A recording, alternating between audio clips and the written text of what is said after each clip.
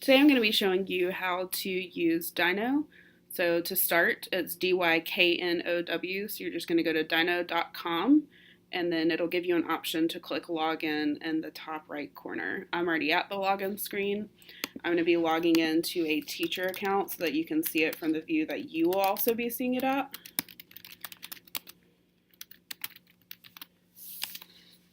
When you log in for the first time, you're going to have to go to forget password and we'll go over that together.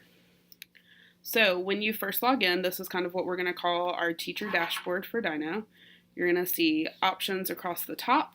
These are things that you're going to be doing during non-instructional time, either planning out and knowing things that you're going to have set up for your lessons that you want prepared, or afterwards to view and kind of analyze where you were at with your students and what they were doing during your lessons. The important thing is for under My Classes, you should see all of the classes that are assigned to you just like it is in PowerSchool. So when you go into PowerSchool, you see your different classes scheduled. These are pulled directly from there, and you should see the same ones. So if you're assigned to multiple classes, or if you teach two different classes for different subjects, you should see those there. You do not need to mess with the Combine Classes button unless for any reason you are going to be working with all of your students at the same time. For example, my 5th grade teachers who have 2 homerooms that they teach, if for some reason you were doing a whole group thing, you're doing that. It's my understanding that when you combine classes, it stays. Yep, there's no way that you can undo the action once you do it. So honestly, just don't touch that button. Alright, so first I want you to know that DyKnow is not for you to just sit at your table and view. It's something that you need to set up and be using so that you know your students are being held accountable on their technology. But it's supposed to be a tool to help you so that you don't have to sit and just stare at the screen to see where they're all at. It allows you to monitor students, check in as you need to, have it pulled up, and then you continue teaching your lessons. So it allows you to remain active in your classroom, and you can have a conversation with your students about the fact that they're being monitored, and that now not only can Miss Vincent see everything they're doing, but that you can also see it and that you can see it in real time. So the minute they click on something, it's going to show up for you as well. We'll show you what all that looks like as we get more into this, but I want you just to be aware of that and that this is here to help you. So when you go to your dashboard, you're automatically in classes. So if you click classes, it's going to take you back to that same screen. So at any time you want to get back to see all of your classes or kind of that home page, you can click there. You can also click on the DyKnow symbol. It takes you back to the same thing. All right, the first thing that we're going to go through and look at are blocking plans. Blocking plans sound exactly like what they are.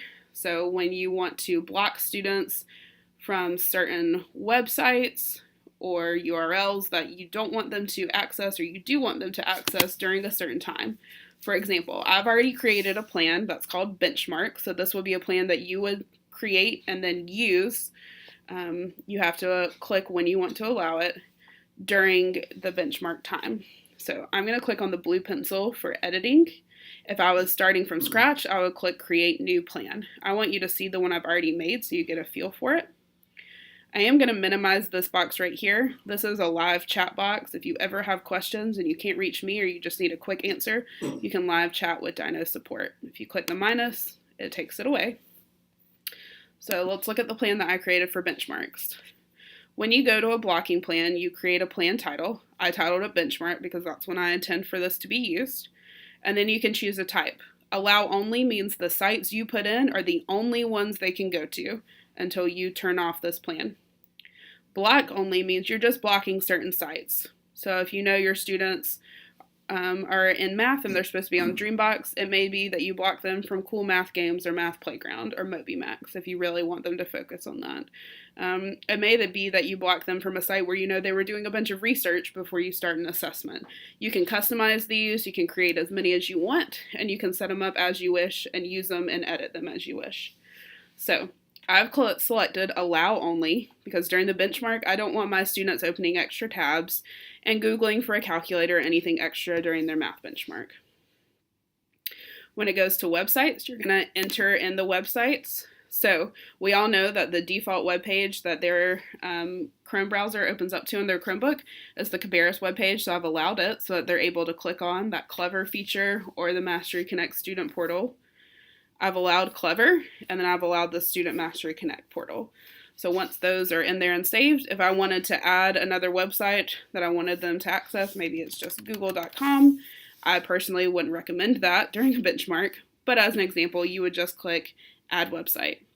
Notice that it'll start to populate websites as you type that in. If I delete it, it's not going to save it. Applications, these would be the applications like it says below, Microsoft Word, Google Chrome.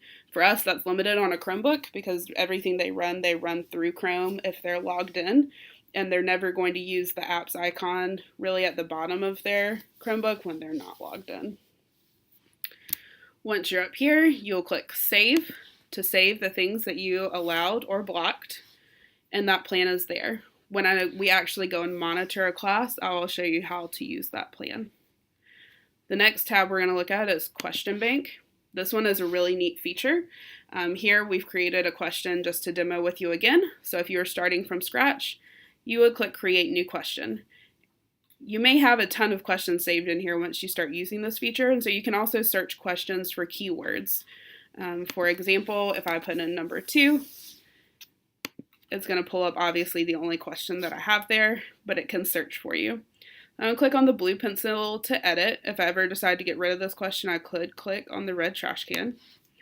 When I edit the question, you have a text box. You can type anything in here that you want. You cannot add images, but you can just type the question in, and then you choose the question format, multiple choice, ABC.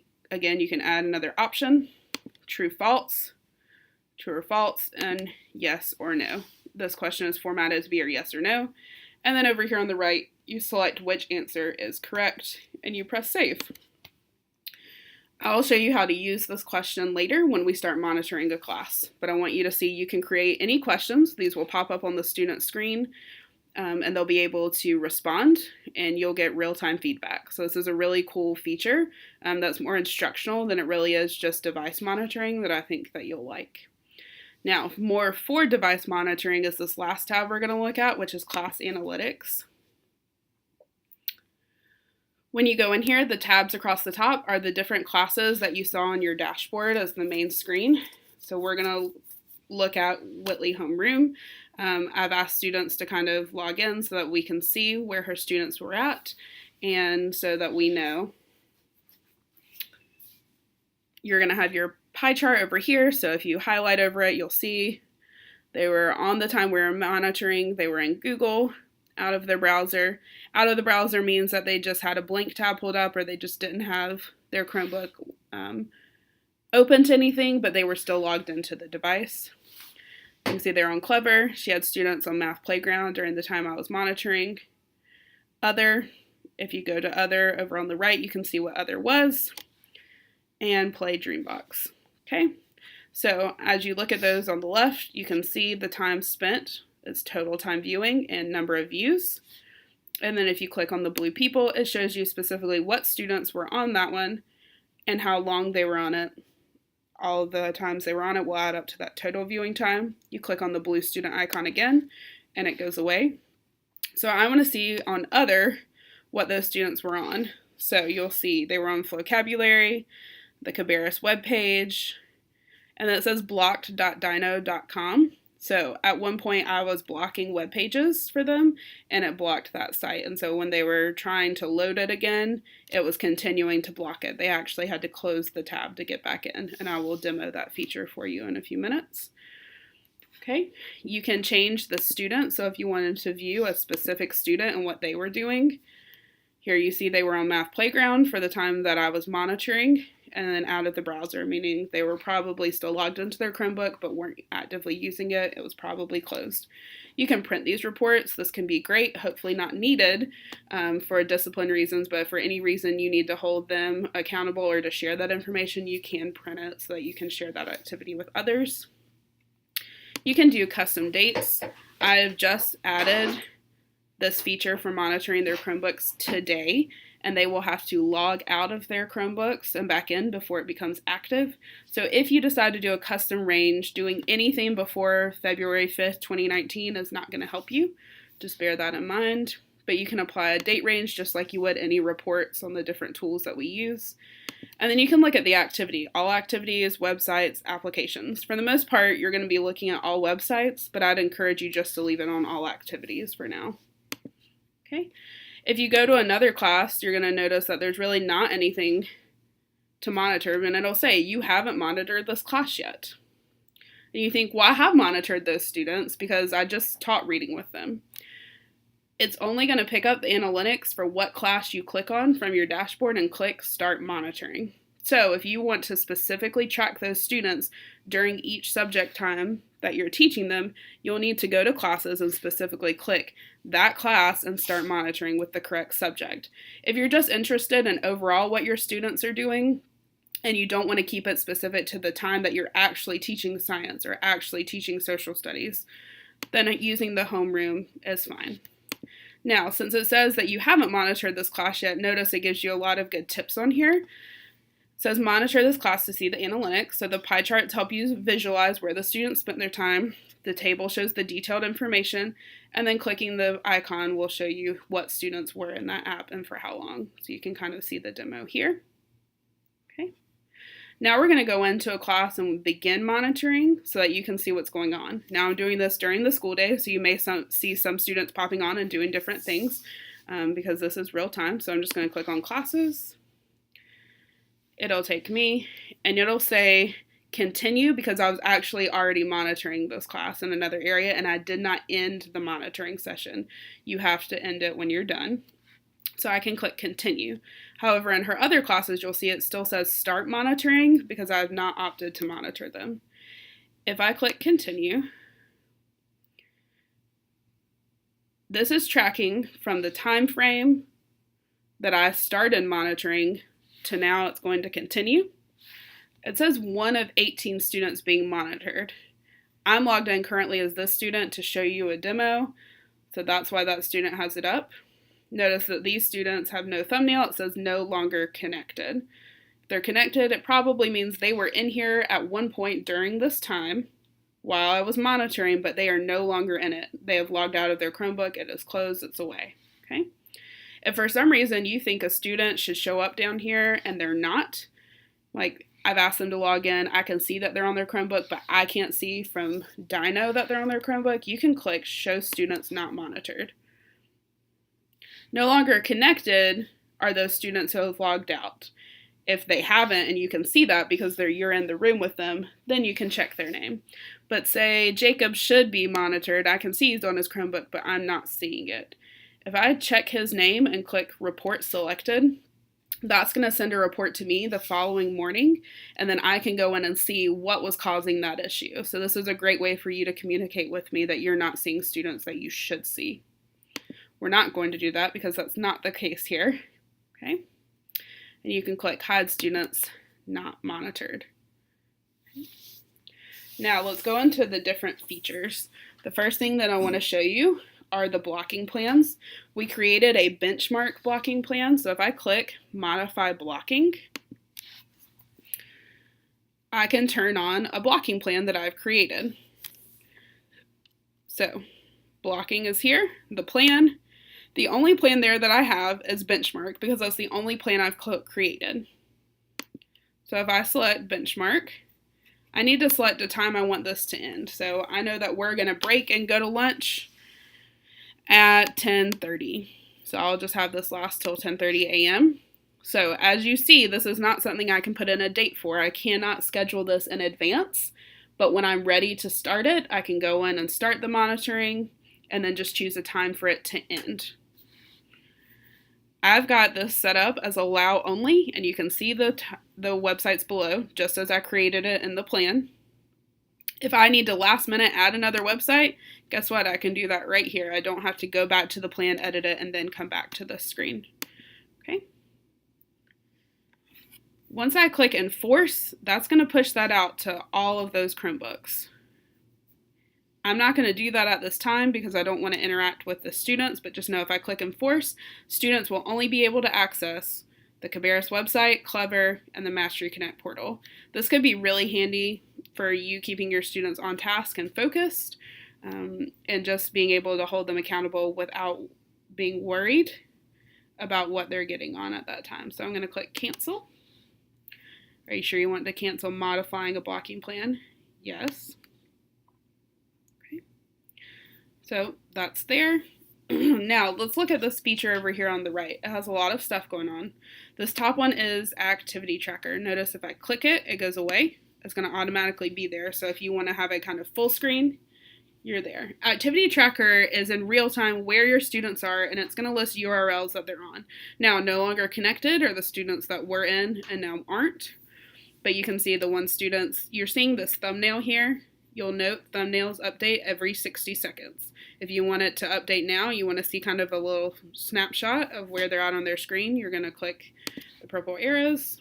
You'll see that it's refreshing on theirs, and then it'll show the screen. So if that had changed, you would see that. So if I click on that website, I see someone's just on the Cabarrus webpage. Click on it, and it's going to show me what student is on there. If I click the arrows to expand, it takes me to the site that they're on. I'm seeing exactly what they're seeing. If I see something that I don't want to see and that they shouldn't be on, I can immediately click block activity, and it's going to block that for them. Okay. Now that student's going to see this site can't be reached. See how it pops up? You're still viewing that student's screen. If you click remove blocking plan, it is now allowing all websites and applications. You saw the wording change up here at the top. But for them to get back to the web page they were just on, they will have to close it on their screen and then go back into it. Notice it gives you the thing over here you added to your blocking plan. You can click undo. Your action has been undone successfully. And then I'm going over to the students page. I'm closing that tab. And then I can reopen, and now you can see the student is moving to different screens. So it's continuing to update where the student is at in real time here. Okay, if I want to send the student a message, this is a really neat feature.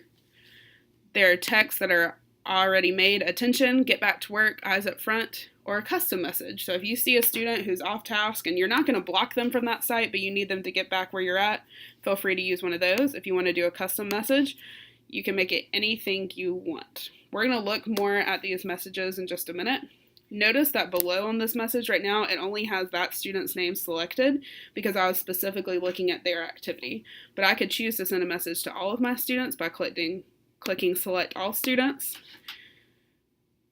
or I can deselect it, okay?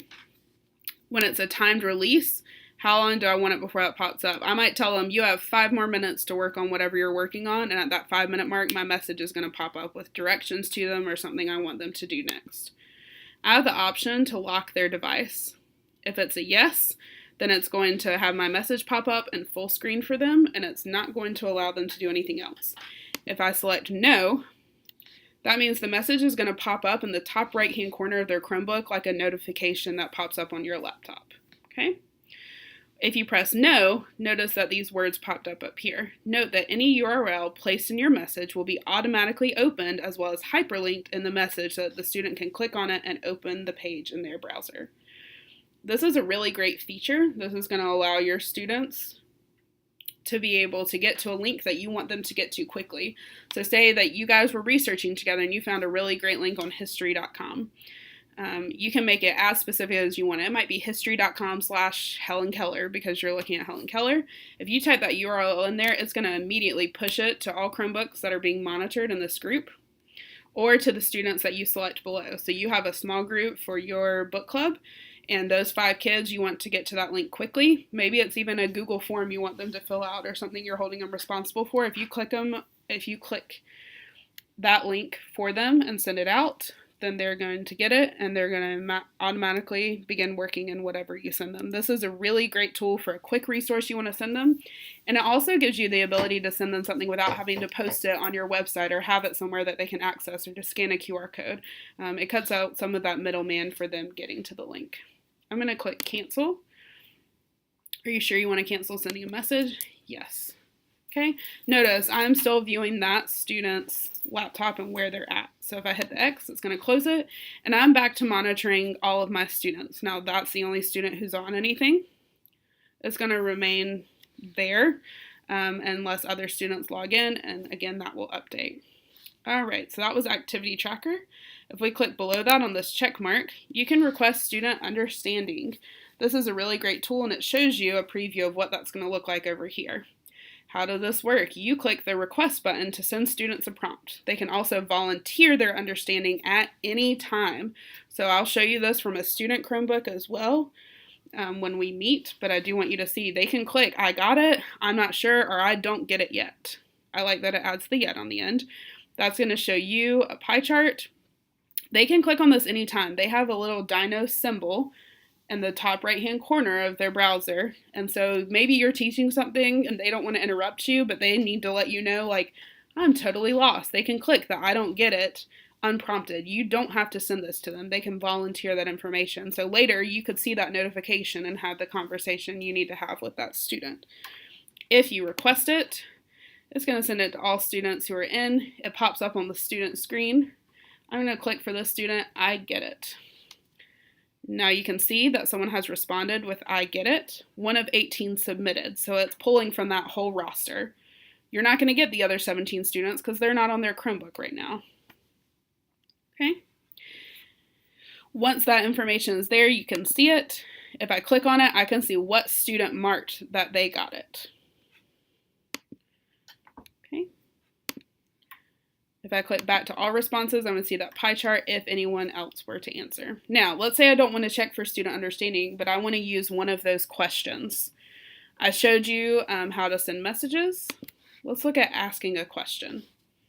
Okay. The asking a question can be multiple choice, true, false, or yes or no.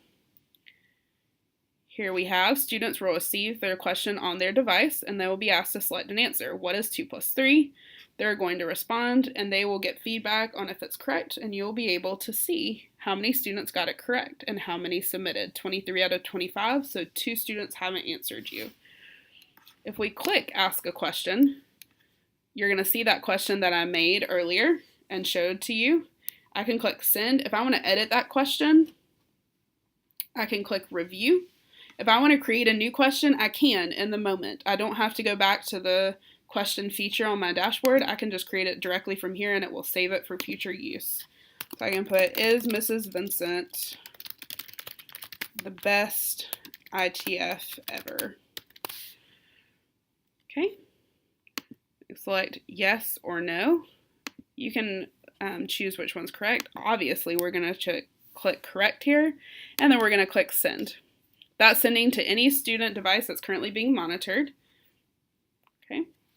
The student will then answer it, and then they have to click their answer and click send my answer. So it's not like they'll accidentally click yes and it's going to send it to you automatically. They have to submit their answer.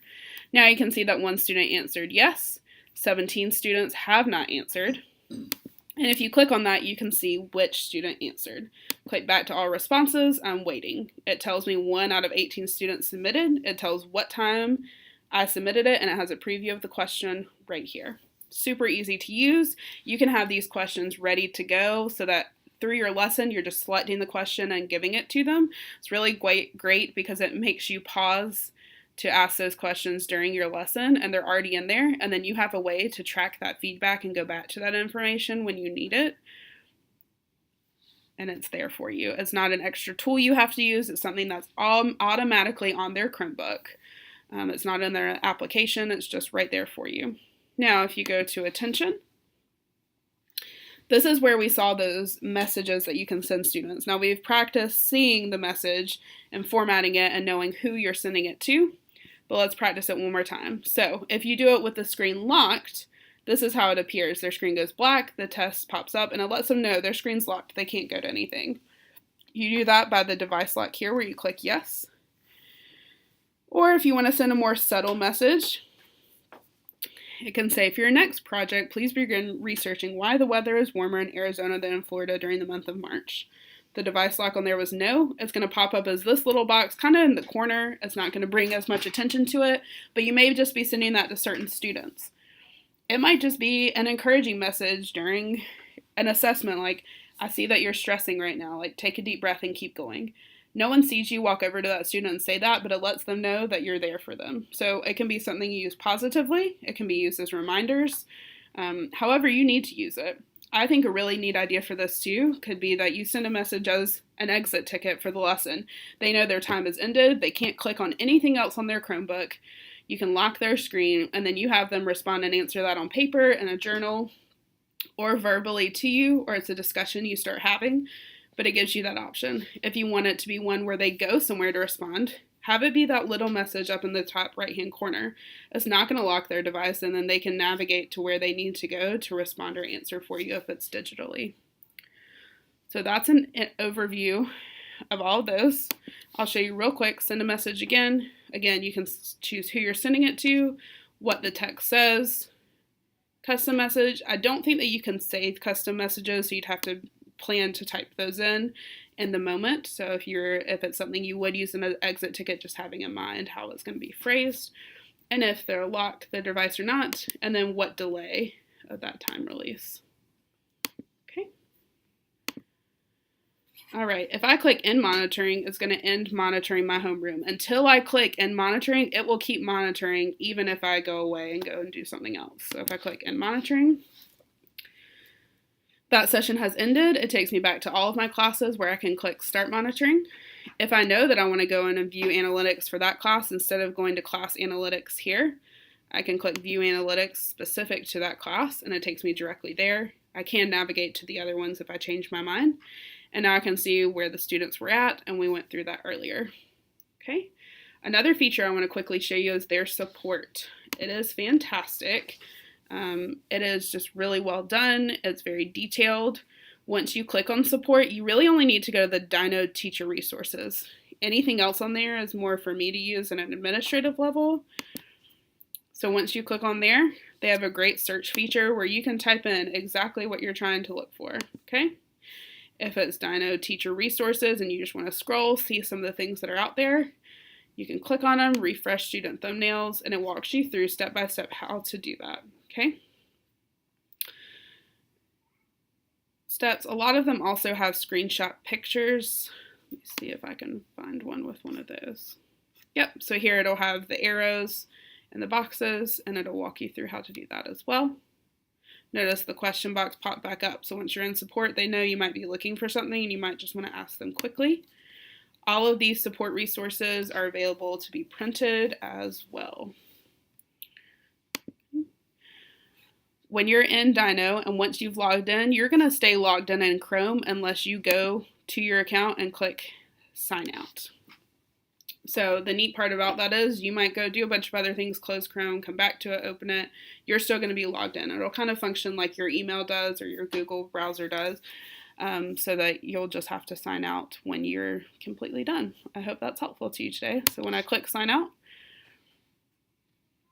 you'll see that it goes back to that page. Do not click sign in with Google because we're using our Cabarrus email accounts and not our Cabarrus apps accounts.